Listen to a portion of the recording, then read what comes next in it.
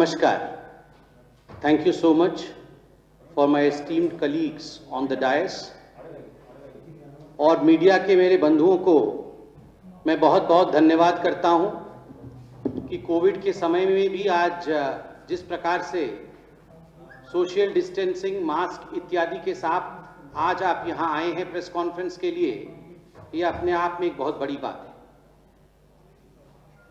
बंधुगण, ये मेरे लिए भाग्य का विषय है कि मैं आज भाग्यनगर में हूं। ये मेरे लिए बहुत बड़ा भाग्य का विषय है। ये कोई साधारण स्थान नहीं है।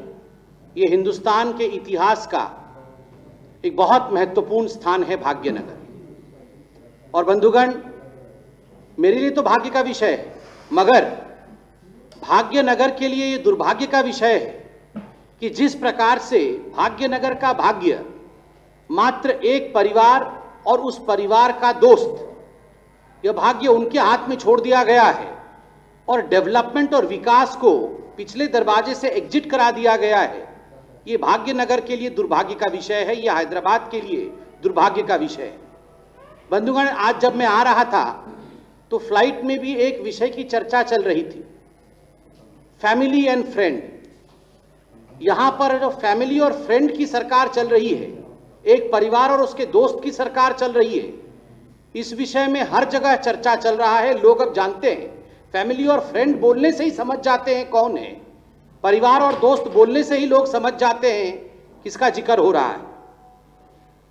बंधुगण, आज मैं जब भाग्यनगर कहा, पहले तो मैं आपको बता दूं, मैं तो बड़े गर्व से भाग्यनगर कहता हूं, मगर मुझे ऐसा मालूम पड़ा है कि 2 दिनों पहले जो यहाँ के युवराज हैं, परिवार के जो युवराज हैं KTR, वो नाराज हो गए।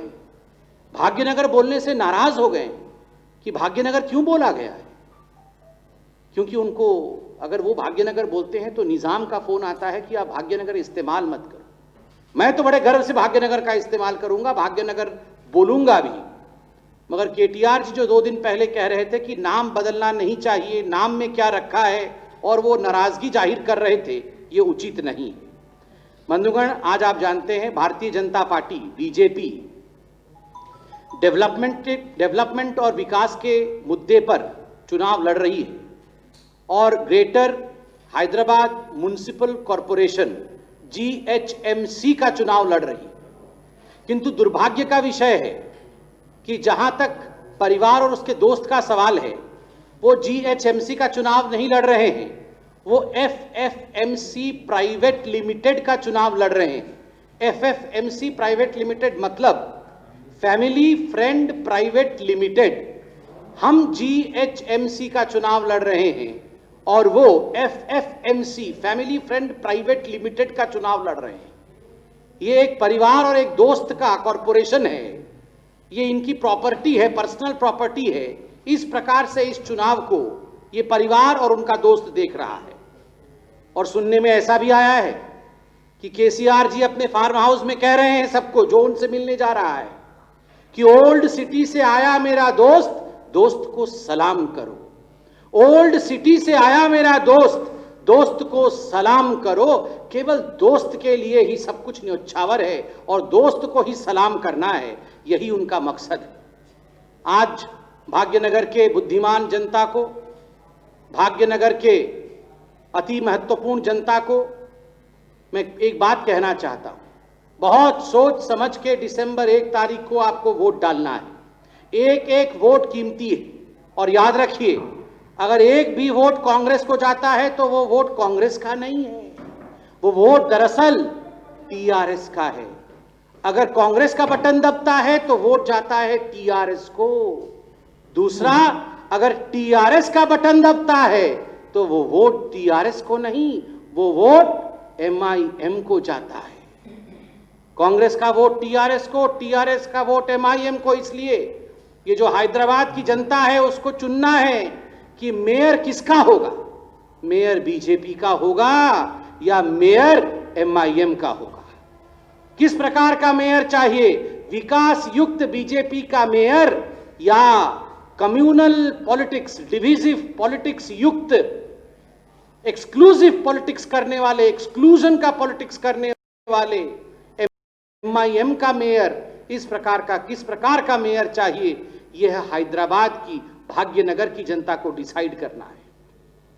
कुछ लोग ये अफवाह फैला रहे हैं कि अलायंस नहीं है, ये केसीआर जी कह रहे हैं कि कोई अलायंस नहीं है। अरे केसीआर जी, जब 2019 में चुनाव हुए थे तो कारू सारू पधारू ये किसने कहा था? ये 16 सीट पे चुनाव लड़ेंगे, 17 सीट नहीं है। ये कारू सारू पधारू किसने कहा था? तो कारू पंचर, सारू फार्म हाउस लो, पधारू तुम निधि। तो ये झूठ फैलाने की कोशिश न की जाए कि कोई अलायंस नहीं। आप, ये आपका ओल्ड सिटी का फ्रेंड और आपका जो परिवार मिलकर चुनाव लड़ रहा है, ये हैदराबाद की जनता ये तय करेगी कि मेयर किसका होगा। बंधुगण, अभी चंद दिनों पहले आपने देखा कि किस प्रकार बिहार में और 12 राज्यों में बाईपोल भी हुए। बिहार में तो चुनाव हुआ, 12 राज्यों में बाईपोल हुए। दुबाका, तेलंगाना के दुबाका में भी बाईपोल हुआ और किस प्रकार मोदी जी का जो विकास की नीति है उसकी जीत जो है वो केवल दुबाका में ही नहीं, 12 राज्यों में और बिहार में भी हुआ। और मैं आज थोड़ा मजाक में कहना चाहूंगा, यहाँ मीडिया भी बैठी है, इसको अन्यथा नहीं लेगी। जो एग्जिट पोल किया था मीडिया वालों ने, उन्होंने पूरी तरह से कोरोना के गाइडलाइन को फॉलो करते हुए वर्क फ्रॉम होम किया था। Work from home exit poll किया था, वो फेल हो गया और बिहार में हमारी सरकार बनी। आप बताइए, दुबाका कोई साधारण स्थान नहीं है। मुझे ऐसा बताया गया, आप बता दीजिएगा मैं गलत हूं तो, कि केसीआर जी की शिक्षा दीक्षा वहीं हुई। एक तरह से वे केसीआर जी का होम कॉन्स्टिट्यूएंसी, अपने घर में ही केसीआर जी का भवन ढह गया है, अपने घर में ही अपने कॉन्स्टिट्यूएंसी में केसीआर जी हार गए। ये हार की शुरुआत है। और आप देखिएगा, ये जो एफएफएमसी प्राइवेट लिमिटेड का चुनाव इनका परिवार लड़ रहा है उसमें उनकी हार होगी और ग्रेटर हैदराबाद म्युनिसिपल कॉरपोरेशन के चुनाव में भारतीय जनता पार्टी की ही जीत होगी। बंधुगण, बिहार के चुनाव के जब नतीजे आए तो ओवैसी जी के पार्टी को 5 सीट मिले। 5 सीट मिलने पर जब शपथ ग्रहण समारोह वहां हुआ तो 5 विधायकों ने वहां पर कहा कि हम हिंदुस्तान शब्द का प्रयोग नहीं करेंगे, हम अपने शपथ में हिंदुस्तान शब्द का प्रयोग नहीं करेंगे, चलिए हम भारत बोलेंगे। अभी तो भारत बोल रहे हैं, मगर आप याद करिए, आज से चंद वर्षों पहले ओवैसी जी ने भारत के लोकतंत्र के मंदिर अर्थात पार्लियामेंट में खड़े होकर कहा था कि मेरे गर्दन पे कोई छुरी भी रख देगा, कोई तलवार भी रख देगा, तब भी मैं भारत माता नहीं कहूंगा, मैं भारत नहीं कहूंगा। मैं आज कहना चाहता हूं, 5 सीट जीतने पर आपने कहा हम हिंदुस्तान नहीं कहेंगे। 50 सीट जिस दिन आप जीत जाएंगे वैसा वो मौका नहीं आएगा, मगर 50 सीट जीतने पे तो आप भारत भी नहीं कहेंगे। ये आज हिंदुस्तान की जनता, केवल हैदराबाद की जनता नहीं, हिंदुस्तान की जनता तय करे कि आज हिंदुस्तान चला गया है, कल भारत चला जाएगा, हम कहां जाएंगे। आज हिंदुस्तान का नाम कहने में ये शर्म महसूस करते हैं। गर्व से मैं कहता हूं मैं हिंदुस्तानी हूं, गर्व से हम कहते हैं हम हिंदुस्तानी हैं। और यहां ये हिंदुस्तान का नाम लेने से परहेज करते हैं, हिंदुस्तान का नाम नहीं लेंगे क्योंकि निजाम ने इन्हें मना किया है हिंदुस्तान का नाम लेने से। और जब ये इनकी संख्या बढ़ेगी, इनका मनोबल बढ़ेगा, तो ये भारत का नाम भी नहीं लेंगे। और भारत और हिंदुस्तान नहीं रहेगा तो हमारी और आपकी पहचान कहां रहेगी, इस मिट्टी की पहचान कहां रहेगी। बंधुगण, ये जो लड़ाई हो रही है लोकतांत्रिक तरीके से, ग्रेटर हैदराबाद म्युनिसिपल कॉरपोरेशन का चुनाव, ये लड़ाई पूरे हिंदुस्तान का, पूरे भारतवर्ष के लिए एक भारत, प्रबल भारत, संगठित भारत और ये संविधान की लड़ाई है। हम हिंदुस्तान नहीं कहेंगे, हम भारत नहीं कहेंगे, इसको हराना है। ऐसी सोच को हमें पीछे करना है। इसलिए मैं अपील करता हूं हैदराबाद की बुद्धिमान जनता से, जो लोग कहते हैं हिंदुस्तान नहीं कहेंगे, जो लोग भारत माता के खिलाफ आवाज बुलंद करते हैं, उन लोगों को रास्ता दिखाना है, उन लोगों को डेमोक्रेटिक तरीके से, लोकतांत्रिक तरीके से हराना है, पछाड़ना है। बंधुगण, आपको याद होगा आज से चंद वर्षों पहले एक प्रतिष्ठित हिंदी चैनल में मेरा और निजाम के साथ डिबेट हुआ था। निजाम माने ओवैसी, हाँ, जिन्ना, नियो जिन्ना। तो मेरा और नियो जिन्ना जी का डिबेट हुआ था। उस डिबेट में जब मैंने कहा भारत के प्रधानमंत्री मोदी जी अच्छा काम कर रहे हैं, तो निजाम साहब ने कहा था कि वो भारत के, मैं नहीं मानता हूं, मैं उनको प्रधानमंत्री नहीं मानता हूं। आप सोचिए, आप वो वीडियो देखिए जिस वीडियो में ओवैसी जी ने कहा था कि मैं हिंदुस्तान के प्रधानमंत्री को अपना प्रधानमंत्री नहीं मानता हूं। एक सांसद हैं, एक सांसद हिंदुस्तान के प्रधानमंत्री को अपना प्रधानमंत्री नहीं मानते हैं। आज भाग्यनगर में के घर के अंदर मैं ये सवाल पूछ रहा हूं, मैं ये सवाल पूछ रहा हूं ओवैसी जी से, ओवैसी जी आज आप बताइए, आप मोदी जी को अपना प्रधानमंत्री मानते हैं या प्रधानमंत्री नहीं मानते? आज आप इसका उत्तर दीजिए। Is Modi your prime minister और don't you consider Modi ji as your prime minister? इसका उत्तर आपको देना होगा, क्योंकि यदि आप हिंदुस्तान नहीं कहेंगे, यदि मोदी जी को अपना प्रधानमंत्री नहीं मानेंगे, आप आखिर चाहते क्या हैं? ये तो हैदराबाद की जनता जाने। बंधुगण, ये नवंबर का महीना चल रहा है, सितंबर का महीना जा चुका है। सितंबर के महीने में 17 तारीख भी आता है। 17 सितंबर 1948 को, ये हमारे लिए गर्व का विषय है कि सरदार पटेल, जिनका सबसे बड़ा स्टैच्यू, जिनको सबसे बड़ा सम्मान किसी ने दिया, तो वो भारत के सर्वाधिक यशस्वी प्रधानमंत्री नरेंद्र मोदी जी ने दिया। और परसों भी संविधान दिवस के अवसर पर किस प्रकार हमारे आदरणीय प्रधानमंत्री नरेंद्र मोदी जी ने सरदार पटेल का जो कंट्रीब्यूशन रहा है हिंदुस्तान को संगठित करने में, उसके विषय में उन्होंने जिक्र भी किया। 17 सितंबर 1948 को जिस प्रकार से कुछ लोग चाहते थे कि हैदराबाद हिंदुस्तान से अलग हो जाए और पाकिस्तान के हाथों में चले जाए, आज वही लोग यहां पर डिविजिव पॉलिटिक्स कर रहे हैं। पहले एक वीडियो देख रहा था, और आप लोग नाम नोट करिए, ये एमआईएम के कद्दावर नेता हैं, और कहा जाता है ये ओवैसी साहब के राइट हैंड है। उनका नाम ख्वाजा बिलाल अहमद है। ख्वाजा बिलाल अहमद एमआईएम के कद्दावर नेता ने एक बाइट दिया है, और उन्होंने कहा है कि ये केटीआर ओल्ड सिटी में ऐसे ही घुस के आ गया बिना परमिशन के, ओवैसी साहब के बिना परमिशन के। ये ओल्ड सिटी के तो मुख्यमंत्री, सीएम हमारे ओवैसी साहब है। कोई भी ओल्ड सिटी में अगर घुसना चाहता है तो हमारा परमिशन चाहिए। हमारे परमिशन के बगैर, हमारे इजाजत के बगैर हिम्मत नहीं किसी की जो ओल्ड सिटी हैदराबाद में घुस जाए। ये ख्वाजा बिलाल अहमद जो राइट हैंड है ओवैसी का, उसने कहा है, आप देख सकते हैं मीडिया चैनल ने ये बाइट चलाया है। ये क्या ओल्ड सिटी में वीजा चलेगा? क्या वीजा लेके हम अब ओल्ड सिटी में जाएंगे? क्या हैदराबाद के अंदर ओल्ड सिटी में एक दूसरा देश बसता है कि वीजा लेके, परमिशन लेके? यहां के युवराज भी, जिनके साथ गठबंधन है, कारू सारू पदहारू, वो वाले भी अब परमिशन लेके अंदर जाएंगे। तो ये हमारे लिए तो क्या करेंगे?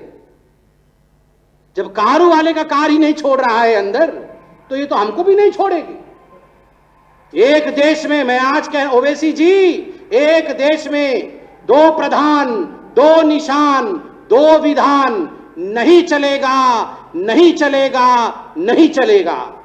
एक हैदराबाद में दो प्रधान, दो निशान, दो विधान नहीं चलेगा, नहीं चलेगा, नहीं चलेगा। न्यू हैदराबाद भी हमारा है, ओल्ड हैदराबाद भी हमारा है, किसी को परमिशन की आवश्यकता नहीं। भाग्यलक्ष्मी मंदिर के अंदर घंटा घड़ियाल बजता था तो यही ओवैसी जी नाराज हो जाते थे।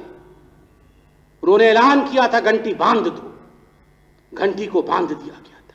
आप सोचिए, केवल हैदराबाद का नहीं, पूरे भारत वर्ष का भाग्य जहां से उदय होता है, जहां स्वयं भाग्य लक्ष्मी विराजित हैं, जहां उनके आशीर्वाद से पूरे भारतवर्ष का भाग्य उदित होता है, वहां के घंटे घड़ियाल को बांध दिया जाए और हमें कोर्ट में जाके गुहार लगाना पड़े कि हे मां, तुम्हारे घंटी के लिए हमें कोर्ट में जाना पड़े, ये नहीं चलेगा। सबका साथ, सबका विश्वास, सबका विकास, इसी से हम आगे बढ़ेंगे। घंटी भी खुलवाया है, अब घंटी बजते हैं। और मैं आपको कहना चाहूंगा, ये जो ग्रेटर हैदराबाद म्युनिसिपल कॉरपोरेशन का चुनाव हो रहा है, ये दुब्बक सीट हमने जीता है, ये भविष्य में आने वाले एक बहुत बड़े गर्जना का ऐलान है। घंटी भी खुला है, भाग्य भी खुलेगा पूरे हिंदुस्तान का, पूरे तेलंगाना का। यह ऐलान आज भारतीय जनता पार्टी करती है। बंधुगण, बहुत सारे वादे किए गए थे। यहां गली गली में बात होती है डबल बेडरूम, डबल बेडरूम। किसी को मिला क्या? ये डबल बेडरूम वाला फ्लैट मिला क्या किसी को? देखिए, बार बार कहा गया डबल बेडरूम। ये डबल बेडरूम करके 2016 में सरकार में आई थी कि हम डबल बेडरूम देंगे, सबको डबल बेडरूम दे देंगे। एक भी बेडरूम तो छोड़िए, एक ईंट नहीं मिला है। ग्रेटर हैदराबाद म्युनिसिपल कॉरपोरेशन के अंदर 1 लाख लोगों को डबल बेडरूम घर देंगे, इस प्रकार का वादा किया गया था। 1100 घर भी नहीं मिले। 1100। इस रेट से मैं कैलकुलेशन कर रहा था, 50 साल इंतजार करना पड़ेगा। 50 इयर्स, 50 साल इंतजार करना पड़ेगा ग्रेटर हैदराबाद म्युनिसिपल कॉरपोरेशन वालों को, तब जाके उनको डबल बेडरूम घर मिलेगा। कमाल की बात है। ये प्रगति भवन किसका घर का नाम है? प्रगति भवन में बेडरूम अनलिमिटेड, अनलिमिटेड भवन प्रगति भवन में। प्रगति भवन केसीआर जी का घर, हाँ, प्रगति भवन में अनलिमिटेड बेडरूम। और राजाकार निजाम भवन, ये ओवैसी जी का घर का नाम है, हाँ, राजाकार निजाम भवन में अनलिमिटेड बेडरूम। मगर गरीब जनता के लिए दुर्गति, अपने लिए प्रगति और गरीब जनता के लिए दुर्गति। प्रगति मी के जरगिंदी, प्रगति मी के जरगिंदी, प्रजलुकु दुर्गते मिगिलिंदी। प्रगति मी के जरगिंदी, प्रजलुकु दुर्गते मिगिलिंदी। अपने लिए प्रगति, प्रजा के लिए दुर्गति, ये कैसी सरकार है? ये नहीं चलने वाला है। बंधुगण, मैं कल वो निजाम ओवैसी जी को फ्लाइट में एक भाषण सुन रहा था, मुझे समझ में नहीं आया। फिर बाद में मैंने बगल में मेरे एक हैदराबाद के मित्र बैठे थे, उनसे पूछा ये क्या भाषा है? उन्होंने कहा कि बैंगन का भाषा मत बोलो, ऐसा कुछ बोल रहे थे, मतलब बेकार चीज़ मत बोलो, ऐसा शायद यहाँ बोला जाता है। तो ये जो डबल बेडरूम वाला जो प्रॉमिस था, ये तो बैंगन की भाषा है। ये तो बैंगन की भाषा, ये क्या है? डबल बेडरूम आप 2016 से बोल रहा है, एक बेडरूम नहीं दिया, एक ईंट नहीं दिया। क्यों नहीं दिया? इसका सवाल तो हम पूछ रहे हैं, जवाब कौन देगा? और बंधुगण, मोदी जी 2022 तक हर किसी के सर के ऊपर छत हो, ये प्रतिज्ञा मोदी जी ने लिया है। आप आज बिहार में देखिए, उत्तर प्रदेश में देखिए, आज बाकी बीजेपी शासित राज्य में देखिए, सबको प्रधानमंत्री आवास योजना दिया जा रहा है। तेलंगाना की जनता ने क्या गड़बड़ किया था जो तेलंगाना की जनता को इस प्रकार का भाग्य नहीं मिलेगा? तेलंगाना की जनता के सर के ऊपर छत क्यों नहीं होगा? मैं आज केसीआर जी, केटीआर जी और उनके मित्र निजाम जी से पूछना चाहता हूं। बंधुगण, अंत में इतना ही कहूंगा कि सबसे दुखद विषय जो कुछ दिनों पूर्व तेलंगाना और खास करके हैदराबाद में हुआ, वो है फ्लड। जो बाढ़ यहां आए, जिस प्रकार 80 लोगों की मौतें हुई हैं, इसके पीछे कौन जिम्मेदार है? कौन जिम्मेदार है 80 लोगों के मौत के लिए? 30% हैदराबाद पानी में डूब गया। 30% हैदराबाद फ्लड से प्रभावित हो गया, बाढ़ से प्रभावित हो गया। हम कहते हैं हैदराबाद ग्लोबल सिटी है, बिल्कुल ग्लोबल सिटी है, मगर एक ग्लोबल सिटी की हालत ऐसी है कि बारिश कुछ दिन होता है, पानी आता है, पानी के निकास का तरीका नहीं है, एनक्रोचमेंट हो रखा है। 75,000 एनक्रोचमेंट के केसेस है। कोई सिविक कम्युनिटीज नहीं है, कोई सिविक डिसिप्लिन नहीं है।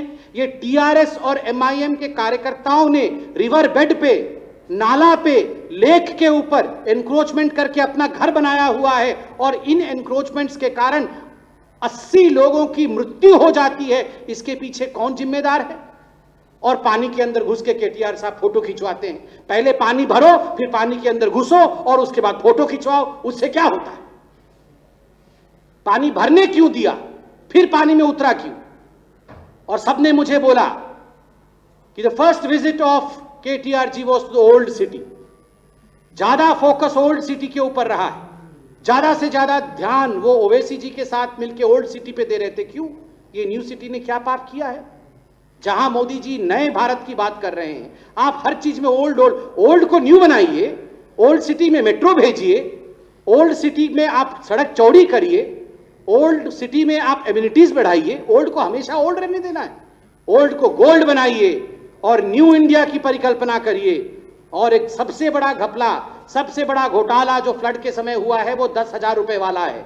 10,000 रुपए प्रति घर को देने का वादा करके 10,000 रुपए अपने कार्यकर्ताओं को दिया है, ये घरों को नहीं दिया है। जिन लोगों को बाढ़ से प्रभावना हुई थी, जो लोग बाढ़ प्रभावित थे, उनको पैसा नहीं मिला है। टीआरएस के कार्यकर्ताओं को 10,000 रुपए देने का महापाप इस सरकार ने किया है। जनता इसको माफ नहीं करेगी। और अंत में मैं सिर्फ हाथ जोड़ के एक अपील करूंगा, जो इंटेलेक्चुअल्स हैं, क्योंकि हैदराबाद इंटेलेक्चुअल्स का शहर है, ये बुद्धिजीवियों का शहर है, ये गुणी और गुण से धनी लोगों का शहर है। देखिए 5 वर्षों में, एक वर्ष में 365 डेज, 5 वर्षों में 1824 दिन और एक दिन इलेक्शन का। 1824 दिन आप लोग डिस्कशन करिए, मगर एक दिन डिसीजन के लिए बाहर निकलिए और 15 मिनट खर्च करके वोट दबाइए, बटन दबाइए, वरना ये डिस्कशन का कोई फायदा नहीं है। बेडरूम में बैठ के, ड्राइंग रूम में बैठ के, सेमिनार रूम में, सब जगह discussion discussion discussion, but no decision, then there would be no democracy. इसलिए हाथ जोड़ के प्रबुद्ध वर्ग से, सभी वर्ग से अपील है कि घर से बाहर निकलना है, 1 तारीख को जलपान से पहले बटन दबाना है और ग्रेटर हैदराबाद म्युनिसिपल कॉरपोरेशन के चुनाव में कमल को लाना है। और जो लोग इसे फैमिली और फ्रेंड म्युनिसिपल कॉरपोरेशन का चुनाव प्राइवेट लिमिटेड कंपनी सोच रहे हैं, उनको हराना है। देखिए पहली बात तो है, वीजा लेने की बात ख्वाजा बिलाल अहमद ने किया, जो ओवैसी जी के भाई हैं, ओवैसी जी के राइट हैंड है।